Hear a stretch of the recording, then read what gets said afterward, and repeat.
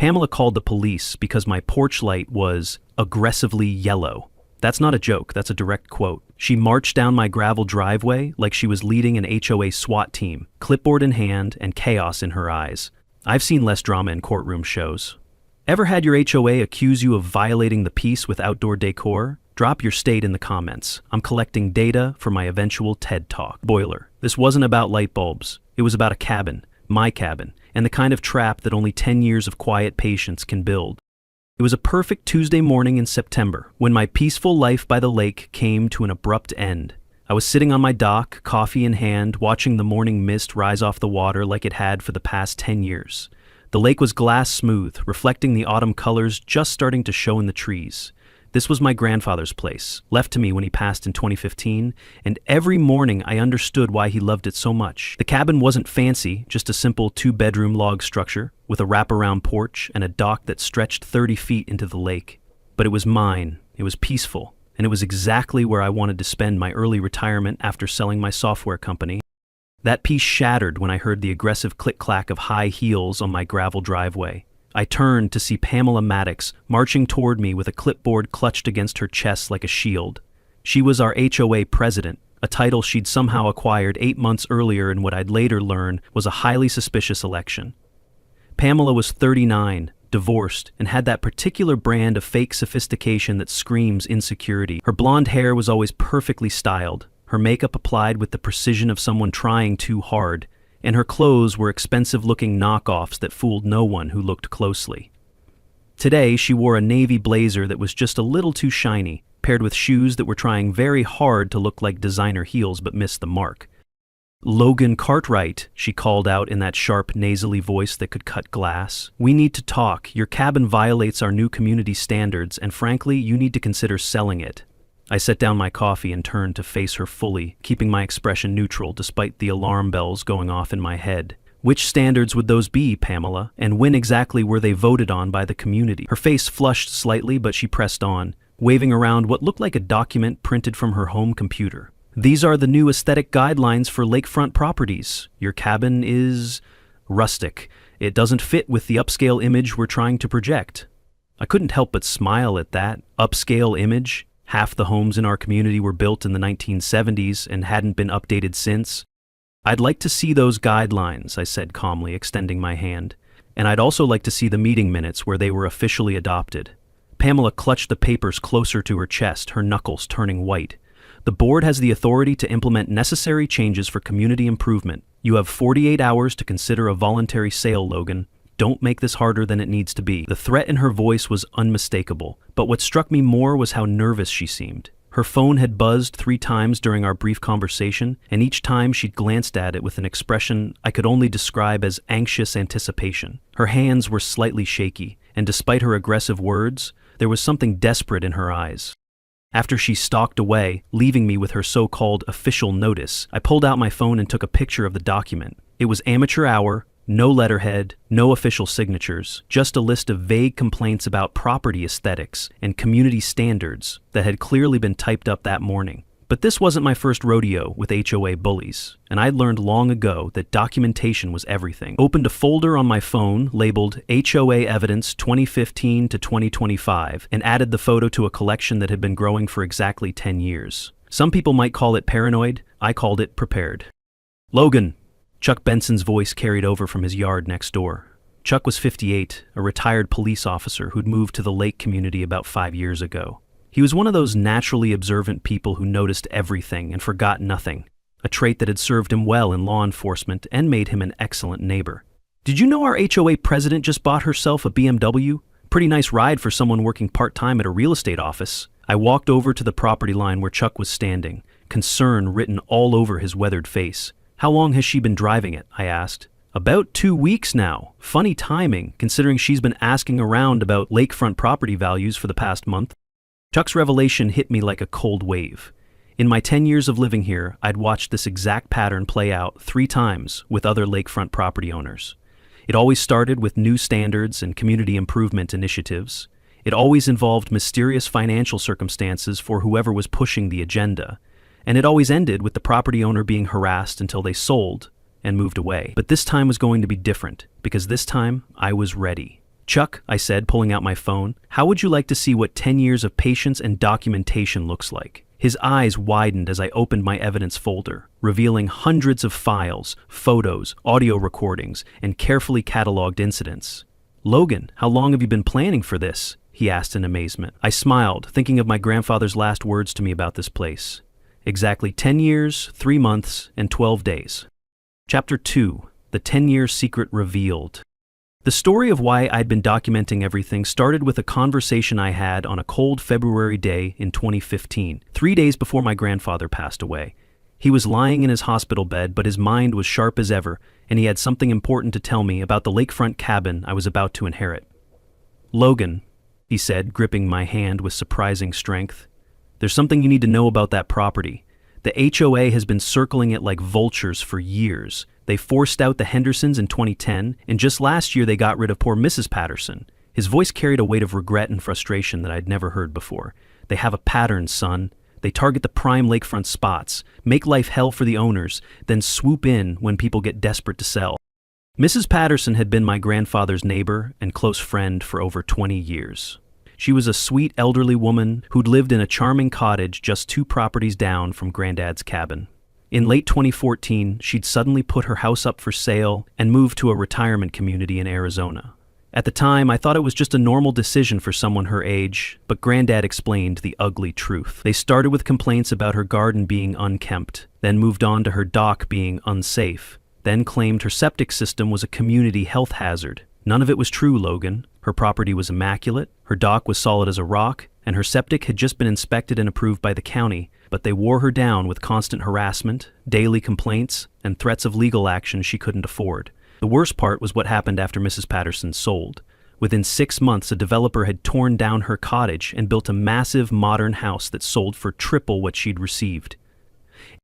The Chen family's story was even more heartbreaking. In 2018, the HOA had gone after their property by claiming their traditional Chinese garden was inconsistent with community aesthetics. The Chens had held out for almost a year before the constant complaints, fines, and legal threats became too much to bear. Each time, certain HOA board members seemed to have advanced knowledge of development plans. Each time, the harassment followed the same pattern. Start with aesthetic complaints, escalate to safety concerns, then threaten legal action and daily fines until the owners broke. And each time, properties sold for well below market value ended up being developed into expensive homes that sold for premium prices. That conversation changed everything for me. From the day I inherited the cabin, I started what I privately called the documentation project. Every interaction with the HOA, no matter how small, got recorded, photographed, and filed away. Every community meeting was audio recorded on my phone. Every email exchange was saved in multiple locations. Every inspection or complaint was documented with timestamps and witnesses when possible. At first, Chuck thought I was being paranoid when I explained my system to him that Tuesday morning, but as I showed him file after file of evidence, his expression shifted from skepticism to amazement. "Logan, this is incredible," he said, scrolling through years of meticulously organized data on my tablet. "You've got recordings of board meetings where they discuss targeting lakefront properties specifically. You've got emails between board members talking about property values and development opportunities. The timeline painted a clear picture of corruption and coordinated harassment spanning multiple HOA administrations. But the most damning evidence was what had happened since Pamela took over. Property assessments in our community had suddenly spiked, coincidentally, making lakefront homes much more attractive to developers. New standards were being implemented monthly, always targeting the most valuable properties first. The thing is, I told Chuck, Pamela wasn't even on the board during those earlier cases. She only got elected president 8 months ago, in what I now realize was a highly suspicious election. I pulled up the meeting minutes from Pamela's election in January. Look at this, Chuck. 23 eligible voters in our community, but only 4 people showed up to the election meeting. Pamela got 3 votes and won by default. "Here's what really convinced me she's part of a bigger scheme," I said, showing Chuck the most recent folder. 3 weeks ago, I followed her after a board meeting. She drove straight to Richardson's development company downtown and had a 2-hour meeting with their acquisition team. I have photos of her going in and coming out, and I even managed to record part of their conversation through the window. Chuck leaned in closer as I played the audio file. Pamela's voice was clear. "The Cartwright property is the crown jewel. Once we get him out, the entire lakefront development plan can move forward. I'm talking about $12.5 million in total project value. Chuck sat back, stunned. Logan, she just confessed a conspiracy on tape. I smiled grimly. That's just the appetizer, Chuck. Want to hear what she said about me specifically? Chapter 3. The Trap Gets Set. The emergency HOA meeting Pamela called for Thursday evening was supposed to be about addressing Logan Cartwright's defiance of community standards. She'd sent the meeting notice to all residents with less than 24 hours warning, which was already a violation of our community bylaws requiring 72 hours minimum notice. But I wasn't about to point that out just yet. I wanted to see how many rules she'd break in one evening, because every violation was another piece of evidence for the case I was building. Chuck and I arrived at the community center 15 minutes early to find Pamela already there, pacing nervously and checking her phone every 30 seconds. She'd dressed for the occasion in what was clearly her most expensive-looking outfit, a charcoal gray suit with a silk blouse and pearl earrings that screamed authority figure, but the effect was undermined by her obvious anxiety. Her hands were shaking slightly as she arranged papers on the table, and she kept glancing toward the door like she was expecting someone important to arrive. When residents started filing in, I noticed we had an unusually good turnout, 15 people, including several longtime community members who rarely attended meetings. Word was getting around that something big was happening. Thank you all for coming on short notice, Pamela began, her voice pitched slightly higher than normal. We have a serious community issue that requires immediate attention. Logan Cartwright's lakefront property is in violation of multiple community standards, and his refusal to cooperate is setting a dangerous precedent for property maintenance in our neighborhood. She gestured toward me dramatically, clearly expecting murmurs of agreement from the crowd. Instead, she got questioning looks and uncomfortable silence. Margaret Thornton, a retired teacher who'd lived in the community for 20 years, raised her hand. Pamela, could you be more specific about these violations? Logan's property has always looked well-maintained to me. That's when Pamela made her first major mistake. Instead of presenting specific, documented violations, she launched into a vague speech about aesthetic standards and property values without citing any actual community rules or regulations. The lakefront properties are the face of our community, she said, her voice growing more shrill. We can't have rustic cabins dragging down everyone's home values when we could have modern, upscale development. The room went quiet. Even Pamela seemed to realize she'd said too much because she quickly tried to backtrack. What I mean is, we need consistency in our community appearance. I raised my hand calmly. Pamela, could you show us the specific community standards you're referencing? I'd like to see the meeting minutes where these new aesthetic requirements were voted on and approved. Her face flushed red. The board has the authority to implement necessary changes without micromanaging every decision through community votes. Wrong answer. Chuck leaned forward in his chair. Actually, according to our community bylaws, any new standards or regulations require a majority vote of community members. That's Section 4, subsection B of our founding documents. The mood in the room shifted noticeably. People were starting to pay attention, and not in the way Pamela had hoped. Tom Williams, a lawyer who lived 3 streets over, cleared his throat. Pamela, are you saying the board has been implementing new rules without community approval? Because that would be a serious violation of our governing documents. Pamela's composure was cracking. We don't need to vote on every minor adjustment to community standards. The board has discretionary authority to maintain property values. Speaking of property values, I said, keeping my tone conversational, I'm curious about the funding for these community improvements you mentioned. Where exactly is the money coming from for lakefront development? The question hit like a bomb. Pamela's face went from red to pale in about 3 seconds. That's not relevant to tonight's discussion. I think it's very relevant, said Margaret Thornton. If we're talking about community standards and property values, we should know what plans are being made and who's financing them. That's when Pamela made her second huge mistake. Under pressure and clearly flustered, she snapped. There are development opportunities that could benefit this entire community, but people like Logan are standing in the way of progress. Sometimes individual sacrifice is necessary for the greater good. The room erupted. Development opportunities? What sacrifice? Who authorized these discussions? People were talking over each other, and Pamela was losing control of the meeting rapidly. I stood up slowly, and something in my calm demeanor made everyone quiet down. Pamela, I said clearly, I'd like to request that all future communications about my property or any alleged violations be provided to me in writing, with specific citations of community rules and documentation of the approval process for those rules. I'd also like copies of any meeting minutes where my property was discussed and any communications between the HOA board and outside parties regarding community development. The request was perfectly reasonable and completely legal, but Pamela reacted like I'd slapped her. "You can't make demands of this board, Logan. We're the governing authority here."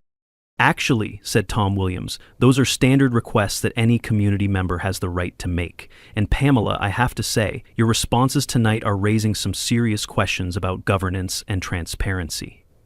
The meeting was spiraling out of Pamela's control, and she knew it. In desperation, she tried to regain authority by making threats. "Fine. Since Logan wants to be difficult, I'm implementing a $500 per day fine for continued violations of community standards, effective immediately. Maybe that will encourage better cooperation." The room went dead silent. $500 per day was an insane amount, and everyone knew it. More importantly, several people understood that Pamela had just implemented a punitive fine without any kind of vote or due process. I remained standing, looking directly at her. "Pamela, could you show me where the community authorized the board to impose $500 daily fines? Because I don't recall voting on that penalty structure." Her hands were shaking now, and her voice cracked when she answered. "The board has the authority to enforce community standards through appropriate penalties." "Show me where," I said simply. "Show me the documentation, show me the vote, show me the meeting minutes where this penalty structure was approved by the community." She couldn't, because it didn't exist. What she could do was lose her temper completely. "This meeting is over," she shouted, grabbing her gavel and slamming it down. "All residents need to respect board authority or face the consequences." But she'd forgotten one crucial detail. She'd just tried to end a community meeting without following proper parliamentary procedure, and she'd done it in front of 15 witnesses. I remained calm as people began talking excitedly around us. "Pamela, you just broke about 5 HOA rules in front of 12 witnesses. You implemented fines without community approval, tried to end a meeting without proper procedure, and made threats against a community member." Her face went white. "You can't talk to me like that," she sputtered. "Actually, I can," I replied quietly, and I just did. As residents filed out, many of them stopped to shake my hand or express their support. The battle lines were drawn, and Pamela had just shown everyone exactly what kind of person she really was. More importantly for my plan, she'd given me everything I needed to prove abuse of authority. The trap was set, and she'd walked right into it. Chapter 4: Harassment Campaign Begins. The daily harassment started exactly 24 hours after the disastrous community meeting. I was having my morning coffee on the dock when I heard car doors slamming in my driveway. Pamela had arrived with reinforcements. 2 men I didn't recognize, carrying clipboards and wearing polo shirts with Community Standards Enforcement embroidered on them. They looked like they'd been hired from a temp agency and given official-sounding titles to intimidate residents. They spent the next hour walking around my property, taking photos, measuring things with tape measures, and writing extensively on their clipboards. When I asked for their credentials and authorization, neither could produce any official documentation, and neither would give me their full names. What they could do was find violations everywhere they looked. According to their final report, which Pamela delivered to my mailbox that afternoon, my dock was 3 inches too wide, my cabin's log exterior was inconsistent with community aesthetic standards, and my bird feeder was classified as unauthorized decorative elements. The most ridiculous violation was for my outdoor furniture being inappropriately rustic for the community aesthetic. Each violation came with a detailed description and a reference to community standards that, as far as I could tell, had been invented that morning. The total fines amounted to $2,700, payable within 15 days. The county building inspector, a friendly woman named Janet Morrison, came out the next morning to conduct a real inspection of my property. She spent 2 hours going over everything with professional thoroughness, checking structural elements, reviewing my septic system records, and measuring dock dimensions against actual county regulations. Her conclusion was exactly what I'd expected. "Mr. Cartwright, your property is in excellent compliance with all county building codes, zoning requirements, and environmental regulations. Your dock is well within permitted dimensions, your cabin meets all structural standards, and your septic system is functioning perfectly." But Pamela wasn't done with her harassment campaign. The absurdity reached new heights when Pamela decided to block my driveway with orange cones and Community Standards Enforcement tape. She claimed it was necessary to prevent unauthorized vehicle access during compliance evaluation period. Translation: She was trying to make it impossible for me to get to my own home. I called the county sheriff's office, and Deputy Martinez arrived within 30 minutes to inform Pamela that blocking someone's driveway was illegal, regardless of HOA authority. She was forced to remove the barriers, but not before I got photos of the whole ridiculous setup. Each violation notice was evidence of harassment and abuse of authority, and I was documenting how these standards seemed to apply only to my property. Chuck's investigation into Pamela's background was revealing interesting information. Logan, I did some digging into her financial situation. She's in serious trouble. Credit cards maxed out, 2 months behind on her rent, and that BMW she's driving, it's leased, and she's already missed a payment. This information painted a clear picture of someone under severe financial pressure, which explained her desperation to push through whatever development deal she had cooking with Richardson's development company. There's more, Chuck continued. Property values in lakefront communities like ours have skyrocketed in the past year. Your cabin alone is probably worth $800,000 or more now. The personal attacks started the following week. Pamela began spreading rumors around the community that I was anti-development, selfish, and holding back property values for everyone. She posted on the community message board that my refusal to cooperate was hurting all residents' home values and that my outdated cabin was an embarrassment to the neighborhood. The posts were mean-spirited and clearly designed to turn neighbors against me, but they backfired spectacularly. Most residents could see right through her tactics, and several people privately expressed their support for my position. The breaking point came on a Thursday evening when Pamela showed up at my door with what she claimed were environmental safety inspectors. These were the same 2 men from her first inspection team, now wearing different polo shirts and carrying different clipboards. They demanded access to my septic system, my well water, and my dock foundation for emergency environmental assessment. When I asked to see their credentials and authorization, they couldn't produce either. When I asked them to leave my property, Pamela stepped forward with the most venomous expression I'd ever seen on her face. "Your dead grandfather would be ashamed of your selfishness, Logan," she hissed. "He cared about this community, but you only care about yourself." The words hit me like a physical blow. My grandfather had been the kindest, most community-minded person I'd ever known. He'd organized neighborhood barbecues, helped elderly residents with home maintenance, and donated countless hours to community improvement projects. For Pamela to use his memory as ammunition in her greed-driven harassment campaign was beyond disgusting. For the first time in 10 years of patient documentation and careful planning, I felt my self-control starting to crack. Chuck must have seen the change in my expression because he was suddenly at my side, his hand on my shoulder. "Logan, don't let her bait you into making a mistake. Stay calm. Remember what you're working toward."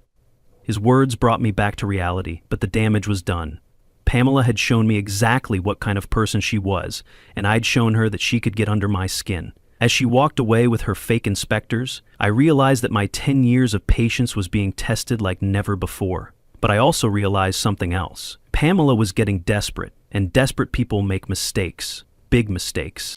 Chapter 5. The Darkest Hour.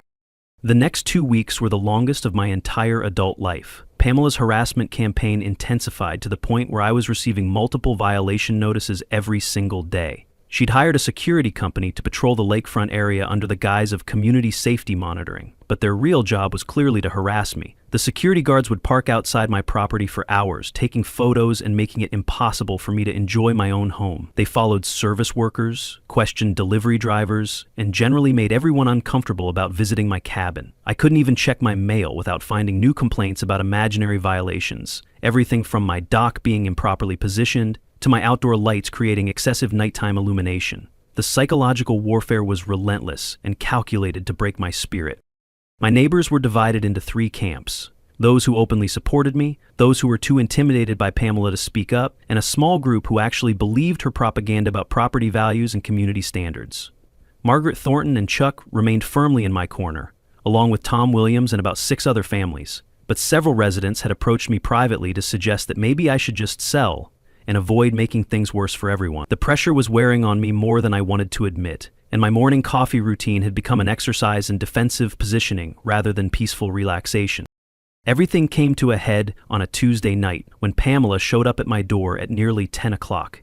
She was alone, which was unusual, and she looked like she'd been drinking. Her carefully maintained appearance was disheveled, her makeup was smeared, and her voice was slurred when she started yelling at me. "You're gonna sell that cabin, Logan, whether you want to or not. You think you're so smart with your questions and your documentation, but I have friends in this county who can make your life hell in ways you haven't even imagined. When I asked if she was threatening me, she laughed harshly. I'm promising you. You can sell voluntarily and walk away with a decent price, or you can keep fighting and lose everything. Either way, that property is going to be developed, and I'm going to get paid. The mask had finally slipped completely. This wasn't about community standards or property values. This was about money, pure and simple. How much are they paying you, Pamela? I asked quietly, keeping my phone recording the entire conversation. Her eyes went wide as she realized how much she'd revealed.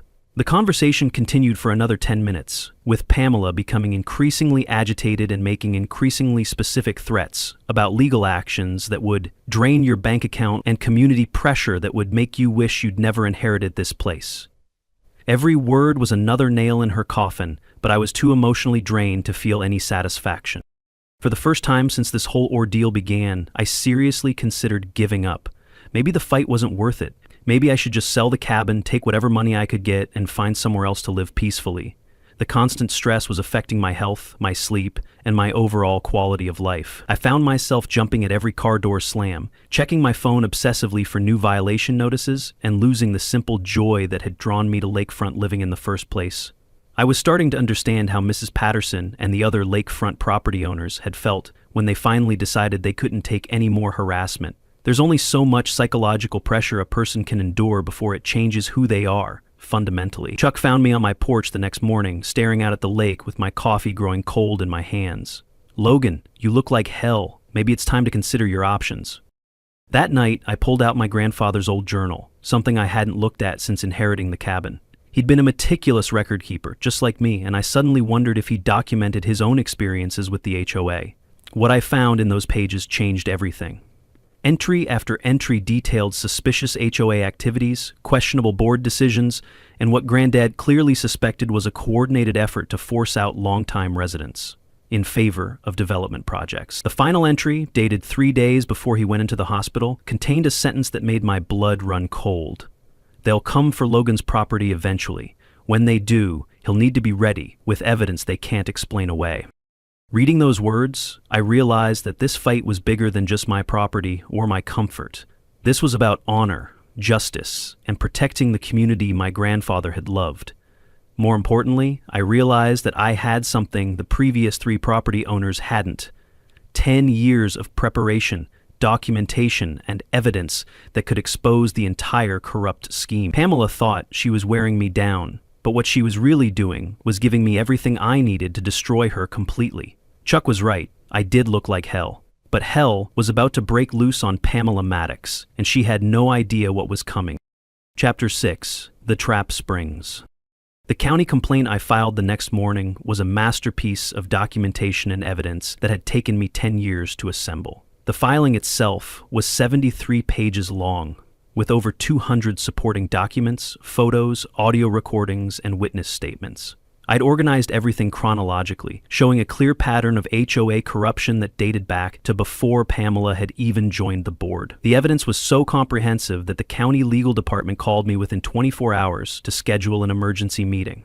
Assistant County Attorney Sarah Mitchell was a sharp woman in her 40s who specialized in municipal corruption cases. When I arrived at her office with my boxes of evidence, she looked skeptical. "Mr. Cartwright, we get a lot of HOA complaints, and most of them are neighbor disputes that got out of hand. What makes you think this rises to the level of criminal activity?" I handed her the summary document I'd prepared, a 10-page overview that highlighted the most damning evidence. Her expression changed dramatically as she read through recordings of board members discussing property values, financial arrangements with developers, and strategies for forcing out specific residents.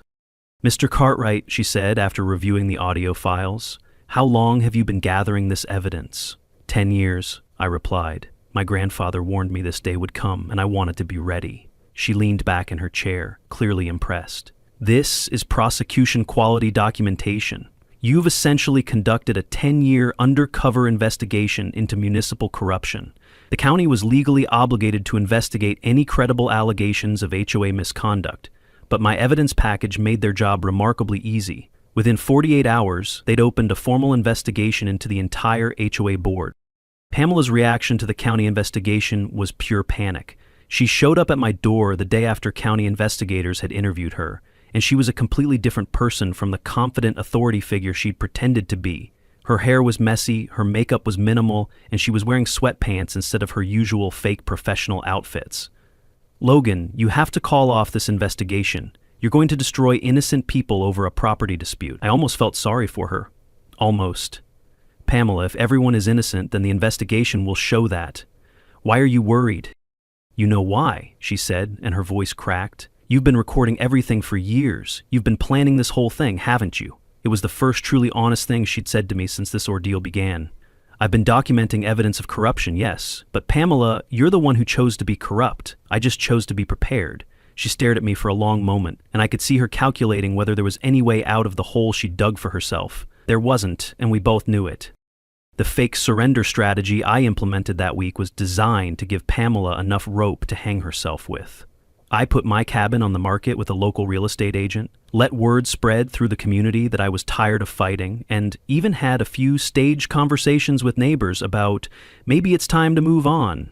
The performance was convincing enough that Pamela took the bait completely. Within 3 days, she was back to her old confident self, telling everyone who would listen that she'd finally brought Logan to his senses. Her overconfidence led to the biggest mistake of her entire scheme. Believing that victory was within reach, Pamela arranged for representatives from Richardson's development company to visit my property for what she called a preliminary development assessment. She actually brought developers onto my land without my permission, showed them around like she owned the place, and discussed specific plans for tearing down my cabin and building a luxury home in its place. The whole time, I was recording everything from inside my house, and Chuck was taking photos from his property next door. The community reaction to seeing developers on my property was immediate and intense. Neighbors who had been neutral or even supportive of Pamela suddenly realized what was really happening. Margaret Thornton organized a petition demanding Pamela's immediate resignation. Tom Williams started asking pointed questions about the legality of everything the HOA board had been doing. Even residents who had previously supported community development, he began to understand that they'd been manipulated into supporting a scheme that would primarily benefit outside developers and corrupt board members. The final straw came when the county investigation uncovered Pamela's financial arrangement with Richardson's development. She wasn't just supporting development for the good of the community. She was contracted to receive a commission of $200,000 when my property was successfully acquired for development. The county investigators found emails between Pamela and Richardson's discussing strategies for encouraging me to sell, timelines for resolving the Cartwright situation, and specific plans for what they called community pressure tactics. When news of the commission arrangement became public, the community exploded. Residents who had believed Pamela's rhetoric about property values and community standards realized they'd been lied to from the beginning. The emergency community meeting called to address the situation drew 37 people, the largest attendance in our HOA's history. Pamela tried to maintain control, but she was facing a room full of angry neighbors who now understood how they'd been manipulated. "I have dedicated my time and energy to improving this community," Pamela said, her voice shaking as she faced the hostile crowd. "Everything I've done has been for the benefit of all residents." Tom Williams stood up slowly. "Pamela, you've been secretly working with developers for personal financial gain while lying to all of us about your motives. That's not community service. That's fraud." The vote to remove her as HOA president was 34-0, with 3 abstentions. She'd been unanimously rejected by the very community she'd claimed to be protecting. But Pamela wasn't finished. Facing criminal investigation, civil lawsuits, and complete social isolation, she made one final desperate decision. If she couldn't win through community pressure or legal manipulation, she would try to force the issue through law enforcement. The next morning, she placed the call that would seal her fate completely. At exactly 9:23 a.m. on a Thursday morning, Pamela Maddox dialed 911 and reported that I was illegally occupying property that didn't belong to me. It was the final piece of evidence I needed to complete the trap I'd been setting for 10 years. Chapter 7. The 911 call. That ended everything. 911, what's your emergency? The call came in at 9:23 on a Thursday morning, and thanks to my connections with Chuck's former colleagues, I was able to get a copy of the recording within hours. Pamela's voice was shaky, but determined, as she explained to the dispatcher that there was a man illegally occupying a lakefront property and refusing to leave despite official HOA orders to vacate. She claimed I was trespassing on community property, threatening residents who tried to enforce community standards, and creating a dangerous situation that required immediate police intervention. The responding officers, Sergeant Davis and Officer Thompson, arrived at my property expecting to find some kind of domestic dispute or property conflict that had gotten out of hand. What they found instead was me sitting calmly on my dock with a folder full of documentation, ready to present them with the most comprehensive evidence package they'd probably ever seen in a civil dispute case. Mr. Cartwright, we received a report that you're illegally occupying this property. Can you explain the situation? Sergeant Davis was a 20-year veteran who'd clearly dealt with plenty of neighbor disputes, but he seemed puzzled by how calm and prepared I was. Officers, I'd be happy to explain everything, I said, gesturing toward the chairs on my porch. But first, I need you to know that the person who called you has filed a false police report, and I have extensive evidence to prove it. I handed them my property deed, tax records, insurance documents, and a timeline of my 10 years of residency. I've owned this property since 2015. I've lived here continuously for 10 years, and every document here proves my legal ownership. The woman who called you has been harassing me for months as part of what I believe is a criminal conspiracy to force me to sell my property below market value. Officer Thompson looked through my documentation while Sergeant Davis called dispatch to verify the details of the original call. Mr. Cartwright, your documentation appears to be in order. Do you have any idea why someone would report you as trespassing on your own property? That's when I produced the folder I'd been saving for exactly this moment. 10 years of evidence documenting systematic HOA corruption, harassment, and what was essentially a criminal conspiracy to steal my property through legal manipulation and psychological warfare. Officers, what I'm about to show you represents 10 years of documentation and evidence gathering. The person who called you, Pamela Maddox, is currently under county investigation for corruption, abuse of authority, and conspiracy with developers to illegally acquire lakefront properties. Her false police report today was a desperate attempt to use law enforcement to accomplish what she couldn't achieve through legal means. I handed them my grandfather's original notebook, open to the page where he'd predicted this exact scenario. My grandfather warned me 10 years ago that when these people got desperate enough, they would eventually call police with false reports. He was right. The officers spent 45 minutes reviewing my evidence while Pamela waited in her car at the end of my driveway, clearly expecting them to arrest me, or at least force me to leave my property. Instead, Sergeant Davis walked over to her vehicle and had a very different conversation than she was expecting. Ma'am, we've reviewed Mr. Cartwright's documentation, and he's clearly the legal owner of this property. Filing a false police report is a serious crime. You're going to need to come with us to answer some questions. The look on Pamela's face when she realized the officers were detaining her instead of me was something I'll never forget. 10 years of arrogance, manipulation, and bullying collapsed into shocked disbelief. She actually tried to argue with the officers, insisting that I was the criminal and that they were making a terrible mistake. You don't understand, she kept saying. He's been defying community authority for months. He's the problem here, not me. But the evidence was overwhelming, and the officers had seen enough fraudulent police reports to recognize this one immediately. County Attorney Sarah Mitchell arrived within an hour, along with 2 investigators from the district attorney's office. They'd been building a case against Pamela for weeks based on my evidence, and her false police report was the final piece they needed to file criminal charges. Mr. Cartwright, Mitchell said as we watched Pamela being placed in handcuffs, your documentation made this one of the easiest corruption cases we've ever prosecuted. 10 years of evidence doesn't leave much room for doubt about intent and pattern of behavior. The charges against Pamela were comprehensive and devastating. Filing a false police report was a felony that carried up to 3 years in prison. Abuse of public authority was another felony with similar penalties. Conspiracy to commit fraud in connection with her developer kickback scheme was a federal crime that could result in up to 10 years in prison. Her real estate license was immediately suspended pending investigation. Her HOA position was permanently revoked, and she faced civil lawsuits from multiple residents who had been harmed by her corruption. But the most satisfying part wasn't Pamela's legal troubles. It was the complete vindication of everything my grandfather had taught me about patience, preparation, and standing up to bullies. When the county investigators interviewed Chuck as a witness, he told them something that perfectly captured the entire situation.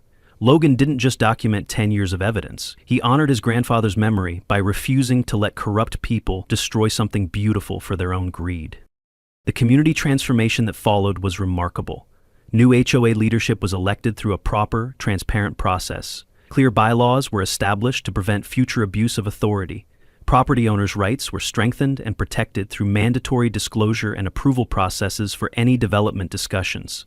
Most importantly, 3 other lakefront property owners who had been forced to sell their homes through similar harassment campaigns filed their own lawsuits using my evidence as supporting documentation.